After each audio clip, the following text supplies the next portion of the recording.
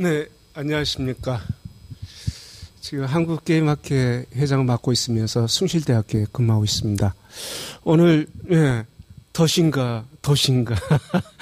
참, 어쩌면 좀 굿장토리란 말이 굉장히 살벌하고, 게임이란 게 실은 이렇게까지 이야기를 해야 되는가. 사실은 게임 자체가 우리들의 놀이인데, 놀이는 어디로 가고, 결국에는 이게, 이런 식으로 참 양극화된 이야기를 해야 되는지, 저도 좀, 항상, 자문자답을 하면서 살고 있습니다. 그러나 오늘 어쨌든 간에 여러분들 앞에서, 어쩌면 덫이 됐다는 그러한 측면에서 저는 이야기를 하기 위해서 나왔습니다. 또한 그만큼 게임에 대한 애정이 저 나름대로는 깊다고 할 수 있겠습니다. 뭐 앞에서 이제 좋은 말씀 이제 김 의원님도 그렇고 조국장님도 그렇고 많은 말씀을 해주셨는데요. 어쨌든 간에 산업 측면에서 본다면은 참 우리 문학 소위 이제 콘텐츠 산업이라죠. 이 콘텐츠 산업들 중에 이제 보면은 뭐 출판, 만화, 음악, 게임, 영화 뭐 등등 많은 것을 우리는 콘텐츠 산업이라는데 그 콘텐츠 산업 중에서도 게임 산업은 굉장히 큰 영역을 차지하고 있다고 볼 수 있습니다. 현재 게임 산업 업체 수 지금 이 데이터는 작년 그 게임 백서 데이터입니다. 올해는 아직 안 나왔고요. 그러다 보니까 또 작년의 데이터를 기준으로 하다 보니까 재작년 공식적인 데이터는 기준을 삼게 되는데요. 그렇지만 재작년 거라 하더라도 지금 현재 게임 산업의 현황은 충분히 이해할 수 있다고 보고 있습니다. 그래서 지금 게임 산업의 업체 수가 1만 3천 개 정도, 지금 콘텐츠 산업의 13%를 차지하고 있고요. 게임 산업의 종사자 수가 8만 12%, 13% 정도 차지하고 있고요. 그 다음에 게임 산업 매출액이 10조 7천억, 10%대에 차지하고 있고요. 게임 산업 수출액이 32억 달러로서 56.8%. 이 그래프로 보면은 다른 콘텐츠 산업보다는 아주 그냥 거의 반 이상을 게임 산업이 차지할 정도로 우리 산업, 우리 국가 경제에는 큰 기여를 하고 있는 산업이죠. 근데 여기 이제 제가 좀 적어서 여러분들 잘 안 보이겠습니다만은 2011년도에서부터 쭉 이제 사업체 수의 변화와 또 동사자 수의 변화를 이렇게 보면 말입니다. 이 작년에 비해서, 그러니까 그 전해에 비해서 평균 5%의 감소를 보이고 있습니다. 그러니까 2011년에는 여기에 보면은 17만 명 정도였는데, 죄송합니다. 17,000인데, 그 다음에는 13,000으로 줄어들고 있습니다. 또 종사자 수도 10만여 명인데 8만여 명으로 줄어들고 있습니다. 이것은 무엇을 이야기하냐면은 산업이 그만큼 지금 힘들다는 증거입니다. 그럼에도 불구하고 매출액은 연평균 5%대 지금 증가율을 보이고 있습니다. 그만큼 산업이 튼튼한 산업이라는 사실이죠. 그 다음에 수출액 역시 연평균 7%대의 성장을 보이고 있는 산업입니다. 그렇다면은 이 플랫폼별로 나눠본다면 온라인 게임, 비디오 게임, 모바일 게임, PC 게임, 아케이드 게임, 이게 이제 주된 게임의 플랫폼이라 할 수 있는데요. 우리가 지금까지 성장시켜오고 키워온 온라인 게임 같은 경우는 지금 가장 중요한 게 50% 밑으로 떨어진 적이 없습니다. 비중이. 근데 50% 밑으로 떨어져 버렸다는 사실이 굉장히 충격적이죠. 그 반면에 이제 모바일 게임이 이제 성장을 하고 있습니다만은 바로 이렇게 지금 온라인 게임, 우리 소위 온라인 게임의 강국이라고 또 원조라고 말할 정도로 전 세계에서 우리나라의 온라인 게임의 강국이라고 그렇게 이야기하는 산업이 이렇게 망가지고 있다는 사실에 우리는 주목을 해야 하는 상황입니다. 그렇다면은 저는 그 온라인 게임이 추락하고 있는 이유를 저는 이렇게 보고 있습니다. 지금 규제는요, 오늘 이야기하고 있는 이러한 셧다운이라든지 또한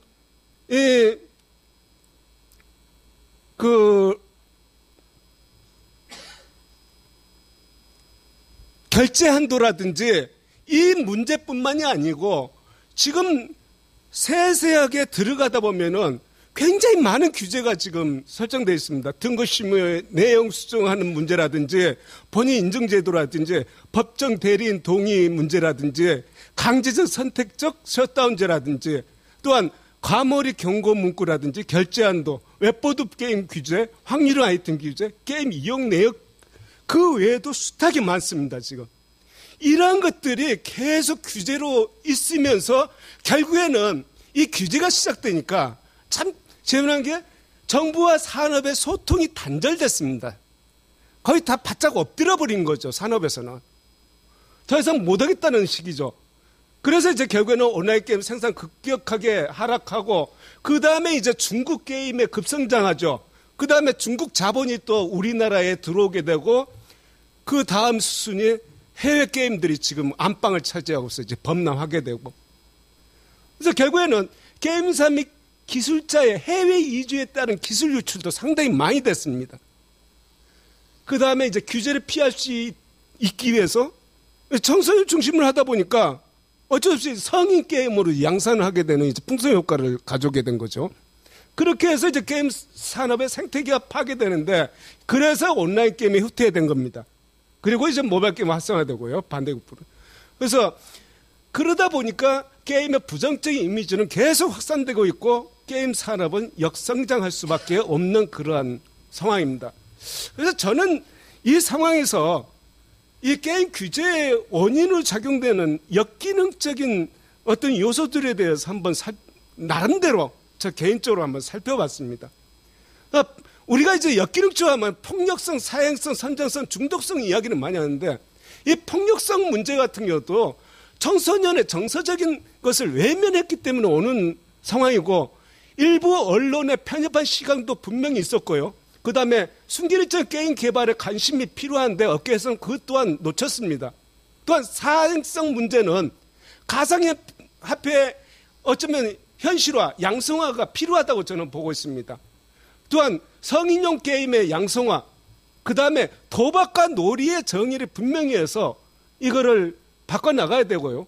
그 다음에 확률형 의존도 탈피를 해야 됩니다. 우리 업계에서도. 그 다음에 선정성 문제 같은 경우는 업계에서는 순기능적 게임 개발 의지를 보여줘야 되고요. 또한 정책적인 면에서는 성인 게임의 차별화를 분명히 해줘야 된다고 생각합니다. 이 중독성의 문제인데 저는 이거를 항상 복지적인 차원에서 보고 있습니다. 저도 중학교 3학년짜리 아들이 있기 때문에 아주 게임에 대해서 민감하게 생각하고 있습니다. 근데 아들을 내가 케어하지 않으면은 아무도 우리 아들을 살펴줄 사람이 없더라고요. 부모가 하지 않으면 안 되는 문제거든요. 그만큼 이 시대는 부모의 역할이 극대화됐다고 봅니다. 근데 이제 그 반면에 정책적인 면에서는 우리 지금 현재 사회가 그만큼 고도화 사회로 가다 보니까 맞벌이 부부 하지 않으면 안 됩니다. 이 맞벌이 부부들의 자녀들을 누가 케어해 줄 것인가. 또한 요즘에 이제 가정 파괴가 많이 되고 있는데 편부, 편모, 조선 가정의 자녀들 교육 관리는 누가 해줄 것인가. 이 아이들이 가장 취약하고 이 중독성의 문제로 지금 결부되고 있다는 사실 우리는 직시하지 않으면 안 됩니다. 이런 복지 차원의 문제를 자꾸 게임에 전가시켜서는 안 된다는 거죠. 바로 이러한 것도 우리가 생각해 봐야 될 문제라고 저는 생각하고 있습니다. 그렇다면은 지금 현재 우리가 오늘 이제 화두로 떠올리고 있는 이제 두 가지 이 온라인 게임 결제 한도 문제와 셧다운 문제. 이거 보면은 2011년에서부터 저 2015년까지 한번 그래프를 한번 제가 가지고 나와 봤습니다. 지금 이 가장 피크치가 나올 때가 바로 2005년, 6년이죠. 6년도. 2006년도가 8조까지 올랐었거든요, 매출액이. 그런데 여기에서 이제 가장 큰 사건이 일어난 게 바다 이야기 사태가 일어나죠. 바다 이야기 사태가 일어나면서 이제 쫙 그냥 밑으로 하얀색 타가지고 겨우 이제 복구해서 나가는데 2011년도에 셧다운제가 터집니다. 여기서 이제 분명히 확연하게 드러나지만 이게 계속 하얀 곡선 타면서 마이너스 성장을 계속 해나가죠. 이 게임 산업은 뭔가 올라갈만 하면 어느 순간인가 사건이 터지더라고요. 어떤 쌓인 곡선을 이루는 이제 그러한 형국인데 바로 이제 이러한 이제 상황에서 볼 때 사실 이러한 문제가 없었더라면은 게임 산업은 지금 몇십조 대의 큰 산업이 돼 있지 않았을까 하는 생각을 하게 됩니다. 그래서 셧다운제 규제 개선 문제를 한번 생각해 보는데요. 물론 이제 뭐 도입 배경은 여가부가 먼저 시작했죠. 강제적 셧다운제에서 그 다음에 이제 문체부에서 이제 12년도에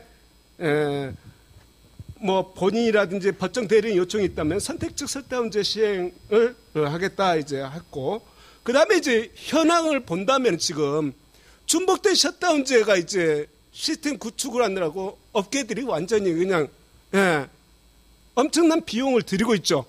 그래서 별도 인증 시스템 뭐 서버 준비하고 그래야 되는데 이러다 보니까 이제 PC 온라인 게임 출시 감소가 되고 산업이 위축이 됐죠.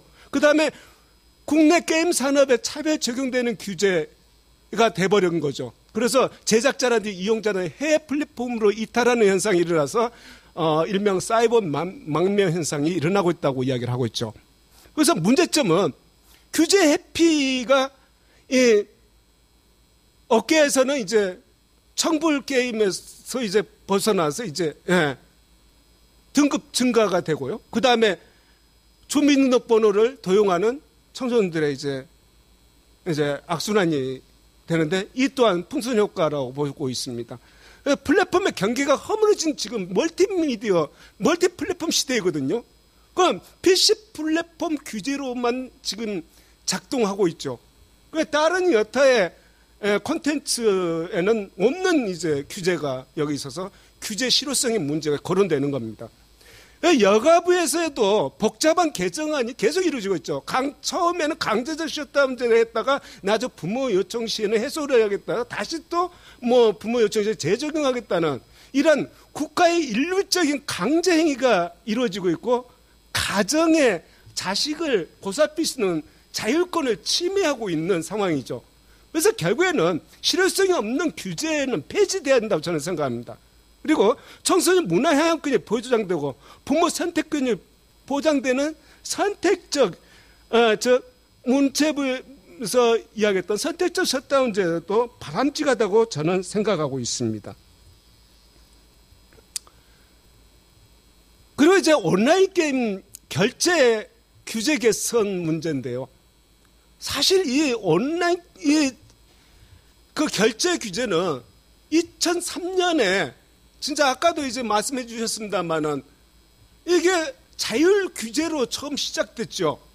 근데 어느 순간인가 게임물 등급위가 출범하면서 이게 완전히 규제로 들어가서 만 18세 미만은 5만 원, 만 18세 이상은 30만 원. 그다음에 2009년에 또 50만 원으로 이제 물가 상승률 반응해서 올렸고요. 그다음에 이제 작년하고 올해 들어서 이제 자유규제 시행선언 나오고 또 공정거래위원회에서도 온라인 게임 결제 한도 규제 연내 개선 방침을 발표했고 그다음에 손혜원 더불어민주당 의원께서 결정한 규제를 법제화하는 게임 산업진흥에 관한 법률 일부 개정안 발의 계획을 가지고 이제 나오면서 지금 이게 아주 급부상하게 됐죠. 어쨌든 간에 이거는 세계에서 유례없는 규제가 되고 있습니다. 그래서 어쨌든 간에 현황은 이게 처음에는 자율 규제로 시작된 게 이제 완전히 규제로 들어가면서 구매 한도의 미기재 시에는 이제 등급을 거부하고 보류하고 영업정지 및 과태료까지 처분하는 이러한 이제 삭막한 규제 법안이 돼버린 거죠. 그래서 어떤 문제점을 본다면은 국내 PC 온라인 게임에만 유일하게 적용되는 규제입니다. 이 규제는. 그리고 이제 타 플랫폼, 그러니까 모바일이라든지 콘솔, VR 게임이라든지 그런 그 콘텐츠들과의 공정한 경쟁이 불가능한 상태에 있죠. 온라인 게임. 그 다음에 각 사업자들의 매출 상향치가 사전에 이렇게 한정되어 있는. 그래서 어쨌든 간에 이거를 개선하기 위해서는 물론 청소년들을 위해서는 분명 규제가 있어야 된다고 저도 이야기를 합니다. 그렇지만 성인의 결제 한도 규제는 폐지돼야 되지 않느냐고 저는 생각합니다. 이러한 문제들이 지금 제가 오늘 이야기하고 싶었던 것이고요. 사실 이 보면은 규제 이야기하는데 대한민국은 세계에서 유일한 게임 규제국이라고 저는 생각하고 있습니다. 이 중국 같은 경우도 보면은 한때는 게임은 전자마약으로까지 폄하했었지만 어느 순간인가 자율적인 규제로 노선을 채택했고 연평균 30대의 성장률을 가져오면서 세계의 가장 막강한 게임 강국이 돼버렸습니다. 그래서 또한 영국 같은 경우는 세금 감면 정책 쓰면서 영국 문화를 드높인 게임 개발자한테 대형 제국 훈장까지 지급하는 그러한 지원책을 내놓고 있고 스페인 같은 경우도 금융, 해외 진출 등을 지원하고 있고 폴란드는 투자 지원 정책 또 핀란드는 적극적인 지원 정책으로 여러분도 알다시피 앵그리버드라는 클래시 오브 클랜 같은 경우를 만들어낸 거죠. 세계적인 글로벌 게임. 그 다음에 독일 같은 경우는 심의 정책을 완화시키고 가정과 학교 그리고 청소년 자율 정책을 쓰고 있습니다. 캐나다 같은 경우는 퀘벡주 같은 경우는 세제 혜택으로 글로벌 기업을 유치해서 엄청난 부가가치를 올리고 있죠. 미국 같은 경우도 문화예술적인 게임을 문화예술적인 시각에서 바라보고 있는 거거든요. 우리는 산업적인 측면에서 바라보다 보니까 자꾸 그런데 이거는 분명히 게임은 문화예술적인 차원에서 바라봐야 된다는 것을 저는 생각하고 있고요. 그 다음에 이제 여기 미국에서도 아까 영국처럼 게임 개발자가 미국 예술과학 아카데미가 시작하는 명예의 전당에 오르는 일까지 생겼죠. 여러분도 알고 계시겠습니다만 슈퍼마리오의 브라더스, 그 다음 동키콩, 젤다의 전설을 개발한 미야모토 시게루 같은 대표적인 명예의 전당에 오른 사람이죠. 바로 이러한 세계적인 정세를 봤을 때 진흥을 하기 위해서는 세금 감면 심의 완화, 자율규제, 외환 유치, 인프라 지원 등이 이루어지고 있고 이 이유는 부가가치가 높은 문화산업이기 때문에 각 나라들마다 다투어서 지원을 하고 있는 거죠. 그래서 저는 지금 게임 산업의 방향성은 실효성이 없는 게임 중복 규제는 완화하고 철폐해야 된다고 생각합니다. 또한 입법 행정 규제를 산업 자율 규제로 전환해야 되고요. 중소기업 장려 정책을 써야 되고요. 그 다음에 게임의 긍정적인 이미지 확산 운동을 해야 되고요. 그 다음에 신규 플랫폼에 대한 기반 기술 및 인프라 투자를 해야 된다고 저는 생각합니다. 그 다음에 이용자의 권리 보장이 확실하게 이루어져야 된다고 저는 생각합니다.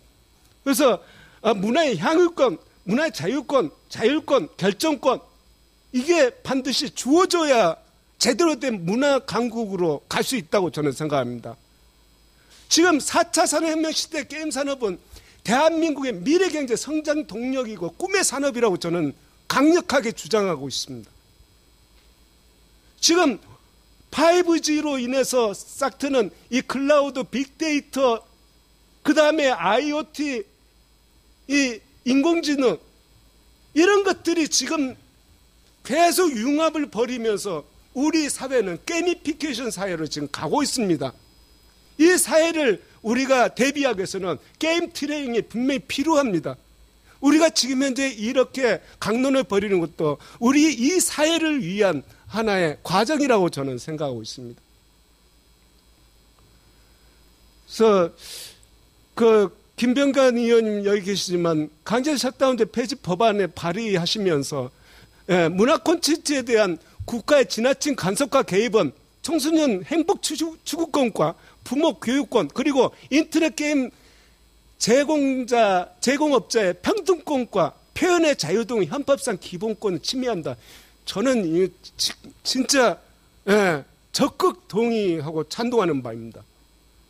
규제로 인해서 부가가치 창출이 가능한 게임 산업이 지금 많이 직되고 있습니다. 국가 게임 발전에도 큰 손실을 저는 초래하고 있다고 보고 있습니다. 실효성 없는 규제는 완화되고 철폐된다고 생각합니다. 따라서 셧다운제와 온라인 게임 결제 규제 역시 완화되거나 폐지돼야 된다고 생각합니다. 그 이유는 바로 4차 산업시대에는 게임 산업이 덫에서 풀려나 순풍을 타고 글로벌 시장을 주도하는 시대가 열려야 되기 때문에 라고 생각합니다. 예, 감사합니다.